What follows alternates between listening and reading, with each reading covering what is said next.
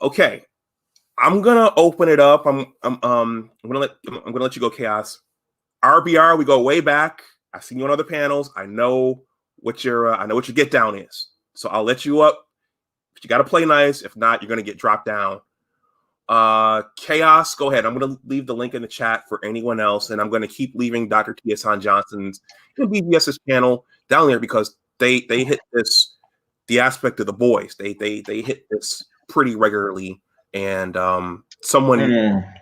need to hear more from those who are on the front lines discussing what's happening. Go ahead, Chaos. All right, give me a second. Let me think. And you bring him up too. Bring this dude up too. All right,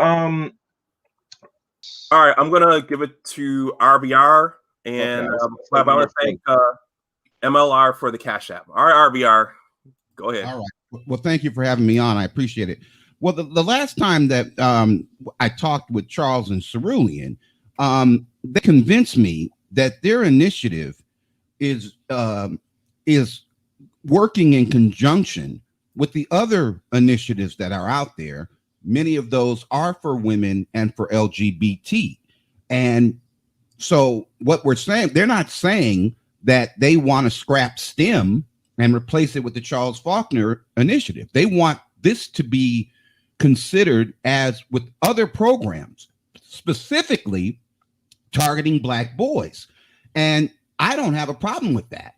I also agree with you, brothers, Chaos and Dunbar, Anwar, that we can't have women fighting these battles for us as men. It doesn't look good. It's not a good look.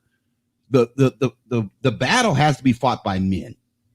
So the notion, even if women, we can, want to be the same as men, we can't have that. Why? Because what is happening will happen. They'll dangle some money in front of the women and they'll be gone. So I think that what we're not conveying to the people in the chat room is that this doesn't replace. We're not trying to banish half of our race. Women are half of our race, but we don't do the same thing. We can't have the same role in society, even in raising the children. What Mr. Faulkner is talking about is if the children is raised alone by the woman, especially if she's a boy, that won't prepare her for society. Now, I'm going to ask Mr. Faulkner, if a man raises a child without a woman, would there be a similar effect on that child without a female presence in the home growing up? To answer your question properly, the optimal is to have both the mother and father, but studies have shown that Black fathers have done better and have raised more successful children than Black mothers because that Black father wants to see that boy outshine him. See, the thing about it, when you look at it, you have to look at it from a psychological standpoint of the man. The man wants his son to be an extension of his life and beyond. He knows the troubles and tribulations that boy is going to face being a Black man. So he's going to prepare him not to be weak, not to be subservient. He's going to prepare him to become stronger and more cunning. And this is what happens when you have a lack of male spaces and a lack of competition, because males are naturally competitive. You get what I'm saying, RBR? I think that when you take away that male drive to succeed, that male drive to challenge the environment and those around him, you take away a very strong part of that masculinity. And the one thing you notice when you see boys raised in single mother homes, women tend to tamp that down because she's afraid that that boy will overpower her one day. So she wants to stay in control at all costs to his psychological well-being and his masculinity. Like BGS said yesterday, that's why a lot of women do not want boys to go into sports like boxing and wrestling and martial arts, because she's afraid that she's not going to be able to handle him. Think about it. You have more child abuse cases with women than men. You know why? Men don't have to abuse their children to get their children to obey.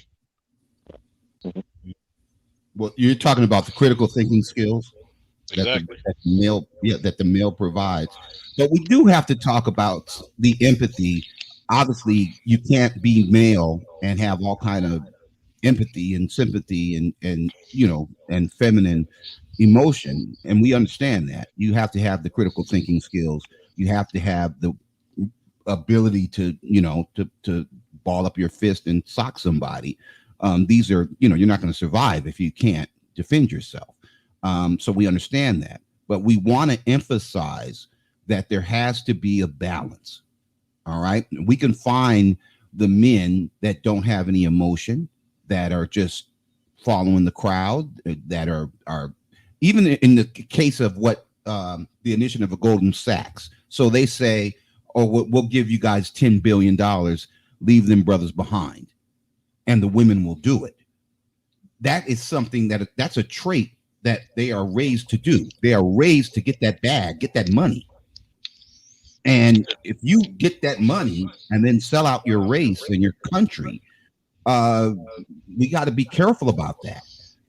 So when we talk about the initiative and we talk about the skills program, the trade program, you have to clarify for me. Are you talking about the trades and teaching the skill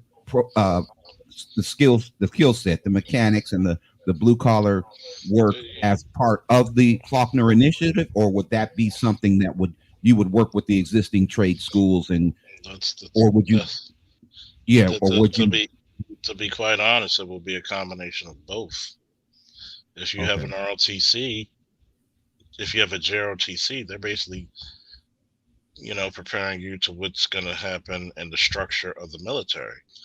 Why not have the same thing when it comes to law enforcement and firefighters? Why not teach law and law enforcement and civils and civics classes to these kids while they're in high school? A more educated officer, a more educated firefighter, a more educated boy is going to be a benefit to us all. And to talk about the part when you said about masculine, you got to remember this. Number one, a lot of black males have great empathy. Mm-hmm. We already have it. That's how we're taught. We're the ones who said it takes a community to raise a child. Mm-hmm. We never forgot that. The women did. I think the men are wrong on this one, though. Hold on. When you say wrong, yes, have to point out definitively what is right. Now you can say it's misunderstood, and that's a different perspective. But when you say wrong, then you have to point out what's right. So if you're saying the men are wrong, then what is right? I think what Dr. Claude Anderson is saying, right, is that we spend $1.3 trillion into the economy. Hold on. Okay, stop right there. Okay. Who is we, and how is that broken down by gender? It's see, they don't, when we talk about black spending power, the $1.3 trillion, they don't break it down by gender. But I accept your point. I think that men are more apt to save than women. I think I know women might not like that, but it's just a fact. Well, it's not. Hold on, let me jump in right there. It's not about spending. It's about investing. We spend, but what we spend on turns to bring back profit. So we go out and buy land. We don't always buy the cars, even though that's the image that they sell. They sell that image because they understand that if they put that out there, then they feed the mindset, become bigger consumers. Would that investment go into the economy, though? Would say you bought stocks or say you bought land, would that cash go into the economy, or would that cash go into the stock market and go into a landowner's pocket? Whereas when you buy a purse or some shoes or some shit, that shit goes right into the economy. And without that engine, without the gasoline going into the carburetor, the car doesn't start. So if their money turns over 7 times in the Asian and the white, Hispanic and the ethnic white and the white community, it turns over 7 times. It doesn't turn over at all without putting the key in there and turning it on and getting a little bit of gasoline into the carburetor. So the money that goes into the economy, this is what happened with the stimulus. Now, if we had got that stimulus in 2009 and we didn't spend it, the economy would have never recovered because all the money would have been in stocks in the Cayman Islands and all kind of other shit, and it would have never gotten into the economy. The fact that Obama and Biden knew that if they gave black people $5.3 trillion, they would spend it. And we did. And that's what brought the economy back.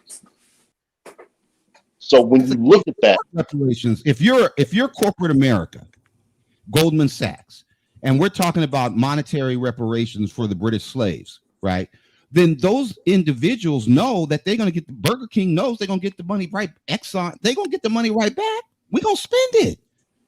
Well, and that's why I was asking about the breakdown in the gender, because if you take people that are raised in homes where there's both the male and the female, by women that are raised by single mothers, because 78%. Hold on. Ariel, let him finish, please. I want to hear him.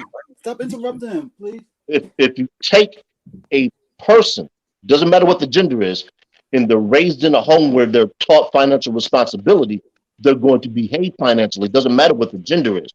We have too many of our kids being born to single parent homes that don't understand financing. So when you don't understand financing, you spend like that.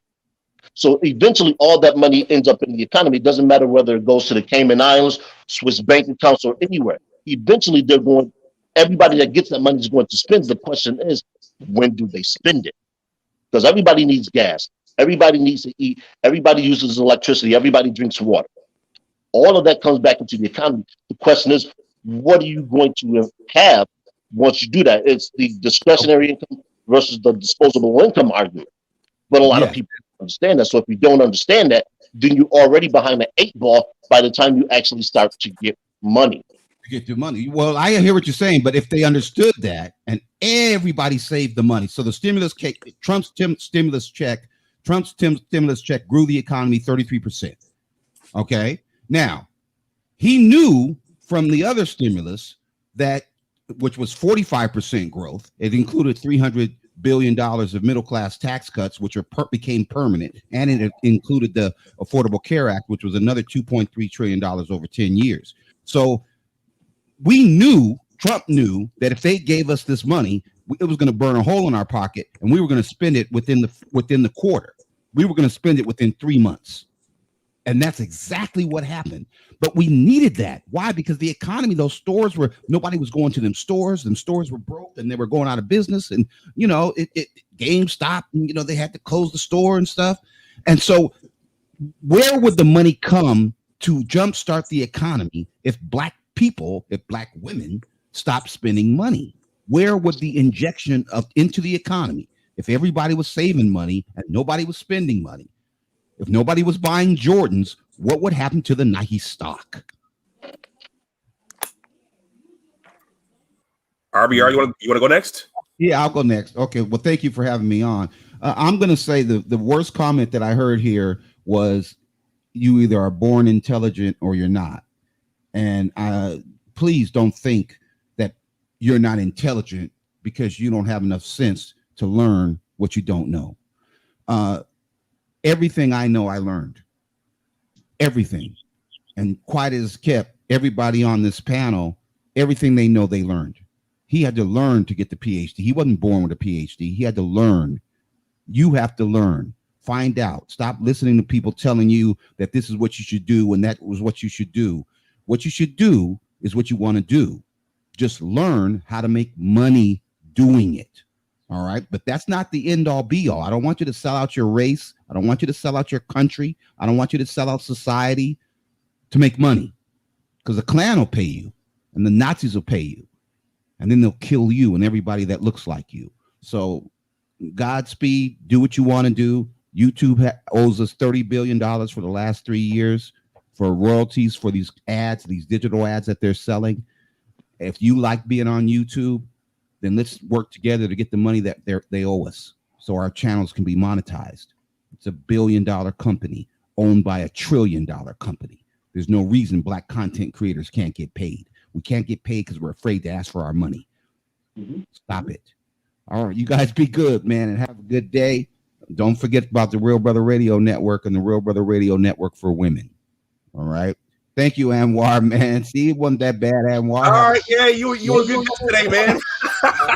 Yeah, I mean, Yo, he was. get your ass out of here, RBR, man. Hey, that's probably because we had law enforcement up here. Law.